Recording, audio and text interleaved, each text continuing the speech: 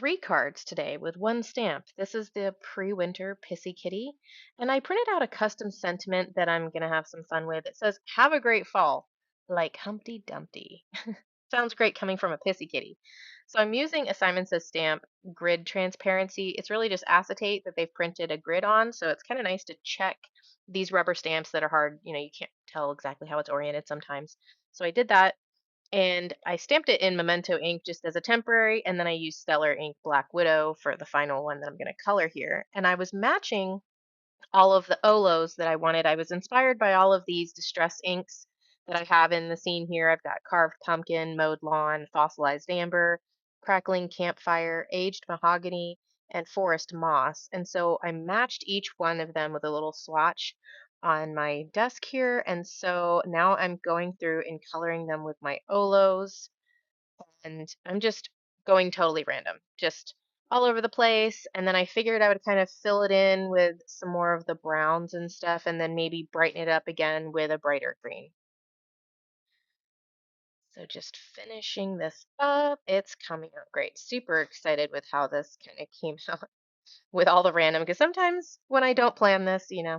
And then I put some cute blue eyes because we're kind of going for a Siamese feel. And then I'm taking each of these inks and just putting it on a block and spritzing with some water to make some matching splatter for this card. And I covered just the face because I wanted everything everywhere. And then I've got my Tim Holtz decal trimmer to give it a nice little edge.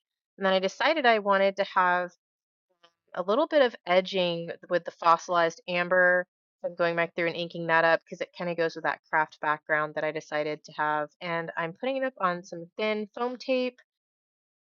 I'm using the Pear Blossom Press A7 T square because I like using the 1/4 inch right now. And it has a special little notches that help you line up that for perfect placement every time.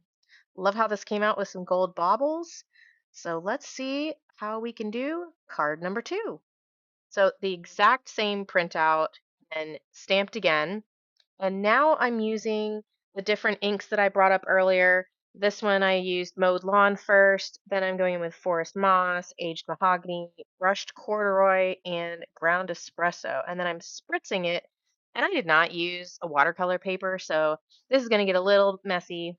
And then I thought it'd be fun to make it look like it's kind of dirty, like leaves, pieces are all over the place. So I did a brown splatter. And then I'm kind of trying to blend a little bit with that watercolor and kind of give it some shadowing, adding some gold splatter from the Kuretake Starry colors.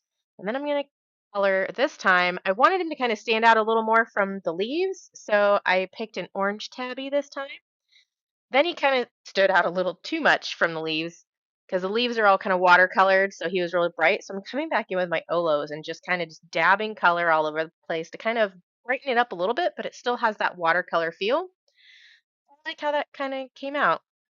Then I'm going to add some twine that I had, and I'm kind of braiding it a little bit with this metal, kind of coppery ribbon that I have. Bring it to the back, and then to keep it together in that crossover spot I just put a micro dot behind it. And I'm just going to glue this down to a card base.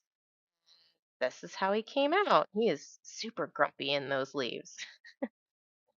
And then here's the third one. I decided I kind of wanted to do a little more clean and simple. It's just Olo marker coloring.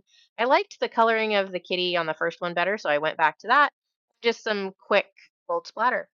Hope you like it. Thanks for watching.